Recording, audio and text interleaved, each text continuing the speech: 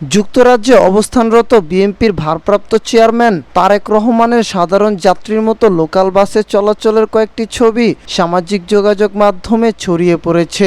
একটি দলে গুরুত্বপূর্ণ পদে থেকেও তার গণপরিবহন ব্যবহারের এই দৃশ্য নেটিজেনদের প্রশংসা কুড়িয়েছে। স্থানীয় সময় শুক্রবার সকালে দেখা যায় লন্ডনের শহরের উত্তরের একটি বাস স্টপে অপেক্ষারত একজন মধ্যবয়সী তারেক রহমান। হাতে মোবাইল, পরনে হালকা নীল শার্ট, খাকি রঙের প্যান্ট আর পায়ে সাধারণ একজোড়া স্লিপার্স। তিনি বসে আছেন জনসাধারণের জন্য নির্ধারিত লাল বেঞ্চে। কিছুক্ষণ পরেই এসে থামে একটি লাল ডাবল ডেকার বাস।